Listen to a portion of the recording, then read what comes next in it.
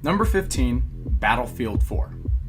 This game has been a complete mess since launch. It's been inaccessible, broken, buggy. It has insta-kill glitches, and its story isn't winning any awards this year. So you may ask yourself, why, Blake, are you putting this on your list? In the brief moments you can get Battlefield to work, it becomes a thing of beauty. An indescribable land of carnage, broken buildings, and gunfire. Whether it's getting in the last revive, base jumping off a collapsing skyscraper, dogfighting in the skies, or parachuting onto tanks and strapping C4 to them, Battlefield has one true tagline that will never die. Only in Battlefield 4. Number 14, Splinter Cell Blacklist. Sam returns with a forgettable plot but some of the best designed levels in franchise history. Splinter Cell delivers on great open stealth action but allows you to bend the rules. Do you go in guns blazing, or do you meticulously inch your way towards every objective? Couple a great design campaign with the return of one of the best multiplayer match types ever conceived, and you have my attention.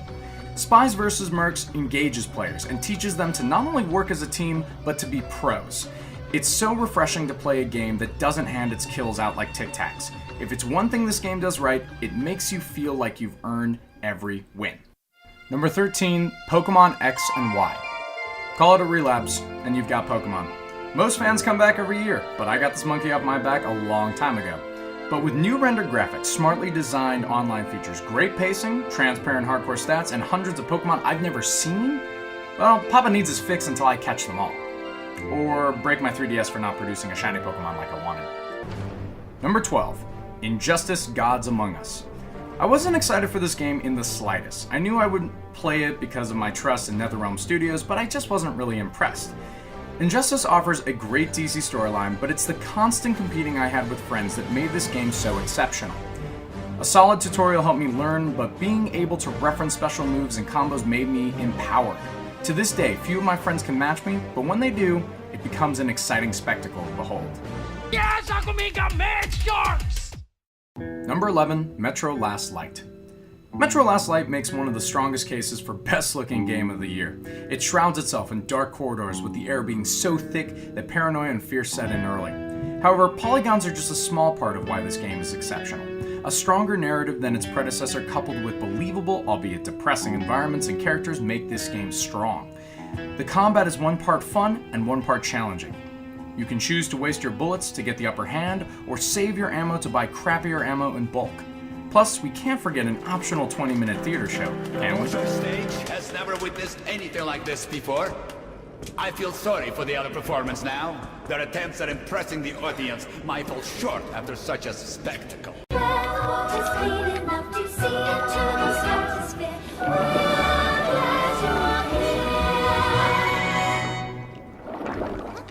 Number 10, Puppeteer. Puppeteer will not appeal to everyone. Its writing can be a tad annoying,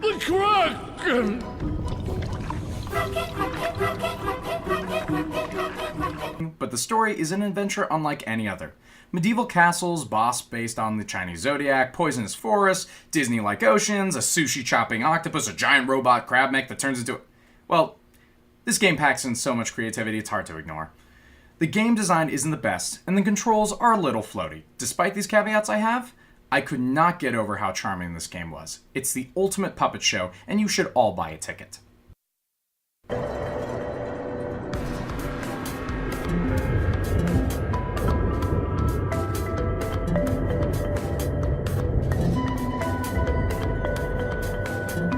Number 9, Guacamelee.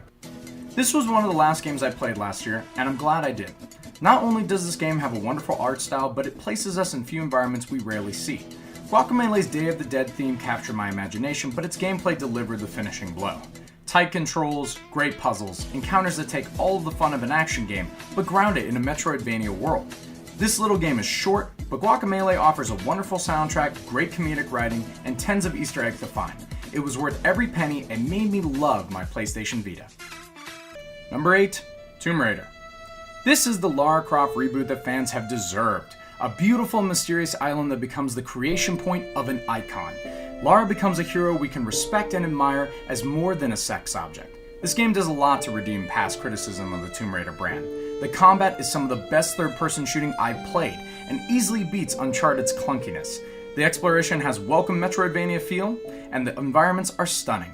The story has a few rough spots, but it's an adventure that was both thrilling and exciting. And that's something most fans haven't been able to say for a long time. Welcome back, Lara. Number 7, Devil May Cry. Where do I even begin? When I was younger, I watched some of my friends play action games and pull off the most insane combos in the world. I've never been able to pull off combos that made me feel unstoppable or, dare I say, S-rank worthy. That all changed when this game came into my life. The mechanics of DMC are complex and simple at the same time. The hardcore can become gods, and the more casual action enthusiasts can fight with style. The creativity in the limbo environments had me pressing forward just to see more. I could talk about the great art direction and fun story, but I'd rather talk about this one particular level. Your turn, Barbie. Yes! This is exactly the opportunity I've been waiting for! You know, I've been looking for a chance to unwind.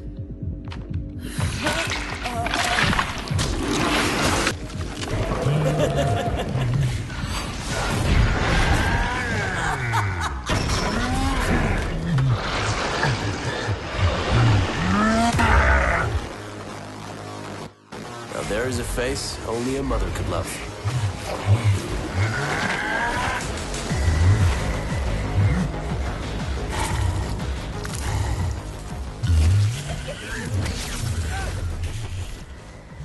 This is one of my favorite boss fights in recent memory. Not because it's challenging, but because it's just fun to beat up a succubus newborn when it looks like a Skrillex nightmare. It's unapologetic about its roots, but uses style and creativity to justify its existence. Sit back and enjoy the ride. It's one hell of a fun time. Number 6, Hotline Miami. I've finally played one of 2012's biggest titles, and I now understand the hype. Hotline Miami is a top-down Grand Theft Auto if you took Grand Theft Auto's face and shoved it into a pile of cocaine. This game is hard, really hard, but the game never feels unfair. Hotline Miami is also a game that requires headphones. Why does it require headphones? Because if you don't listen to every note of this cocaine-fueled, blood-drenched, bullet-ridden soundtrack, then you don't deserve to have ears. It's dark, dirty, and makes me feel violated. If that wasn't good enough, you also have twisted pixel art that litters the scene with color. It is the stuff of a bad trip, but the high is so good. Number 5, Assassin's Creed 4 Black Flag. Just when I thought I was ready to give up on Assassin's Creed, Black Flag delivers. It doesn't address the problems I had with the multiplayer, and the complex systems in Assassin's Creed 3 have disappeared. But make no mistake, this is a good Assassin's Creed game, and I've waited a long time to say that. Black Flag delivers a grand pirate's adventure, perhaps even the grandest. It is a world with so much to see and so much to do, but will hook you in with its charming protagonist like a bad case of scurvy. Edward is fun and clever. Watching him fight alongside pirate legends not only gives chills, but occasionally touch my heart. Not to mention they somehow made the modern day setting interesting after the abysmal hatchet job that was Assassin's Creed 3. Grand fortune awaits those who seek it, and Black Flag is one of this year's greatest treasures. Take it away, boys! Listen to me. I'll sing you a song of the fish in the sea, and it's windy weather, boys, stormy weather, boys, when the wind blows, we're all together, boys, blowy wind west, blowy wind, oh, jolly sou'wester, boys, steady he goes, up jumps the hail with a slippery tail, climbs up aloft and reefs the topsail, and it's windy weather, boys, stormy weather, boys, when the wind blows, we're all together, boys, blowy wind west, blowy wind blows, jolly Down to the trees, right? Jumps the shark with his Some knife. fresh meat there if you can strike it, Reach sir. the doughboys and annihilate the Number 4, Grand Theft Auto 5. Rockstar proves they still got it. Los Angeles has never looked so real and the characters have never been better. Trevor is the psychopath that enables our carnage. Michael is the man who always wants more. And Franklin is the stereotypical young man who wants to leave the hood life behind him. Yeah, they're all archetypes we've seen before, but put them all together and you will have a fun time. The game design rubs me the wrong way sometimes, but the set-piece moments, in particular the heists, are simply unforgettable. It's Grand Theft Auto. What else were you expecting?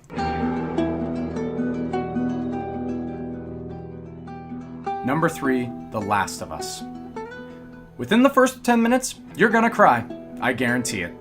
Last of Us is a game about story. Not just the story of the leads, but the story of man and what it will do to survive.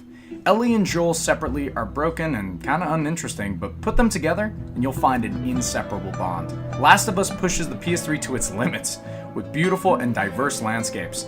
The world doesn't feel artificial, but feels real, and every corner of it tells a story. The gameplay is mediocre, but you won't care when your heart is breaking and your eyes are melting from this game's brilliance. What a journey. God, what a game. Number 2, Legend of Zelda: Link Between Worlds. Legend of Zelda: A Link Between Worlds is one of the best arguments for gameplay being the most important aspect in video games. This game doesn't rest on its legacy but modernizes the adventure.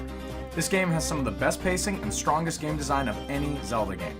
The story is no slouch either, and had my jaw hit the floor by the end. The art style is hit or miss with some, but the soundtrack is undeniably awesome. It's one of the greatest sequels to one of the greatest games ever. A true Zelda title that all fans can rally behind. Go buy a 3DS for this game, just do it. If you should ever leave me, though life would still go on, believe me, the world could show nothing to me. So what good would living do me? God only knows what I'd be without you. BioShock Infinite. There is so much I can't talk about with ruining this game. The gameplay is familiar and the story has some plot holes if you think about it hard enough, but I don't care. The culture of Columbia is something I would expect of the time period, but also completely alien. It was as if I was exploring a crazy alternate universe where things made sense and didn't. Watching the story unfold was exciting up until the very end, where it blows my mind multiple times. It's an incredible journey with sights and sounds that will take your breath away. The lead female character, Elizabeth, stole my heart, and watching her journey was like being on an adventure with a daughter I wish I had. Her good nature is infectious in a sullied, dark world. I would save her 1,000 times just to see her smile, but I have already said too much. Of the 50+ games I played this year, I was constantly reminded of this game's brilliance, which is why it is my #1 game of 2013. Oh, this is wonderful! Oh, come dance with me, Mr. Twig. I don't dance. Come on, let's go. Why? What could be better than this? How about Paris? Paris? I don't understand. How could we get there? That's where that airship's going, but if you want to stay and dance, we can... No, let's go! Come on, let's go! Come on, let's go right now! Well guys, thank you so much for staying with me to the very end of this video.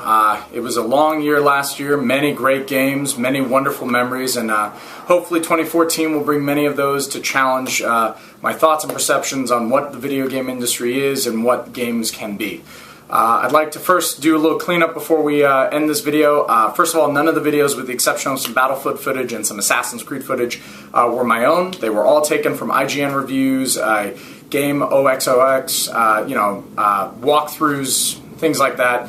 I don't have the resources to get all that footage myself, so I don't want to take credit for any of that. Also, the music was none of my own, of course. Every track that you saw that was with the game you saw was based from the soundtrack from the game. I urge you to all go download some of it if you found any of it interesting. In particular, Hotline Miami and BioShock Infinite have wonderful soundtracks, among others.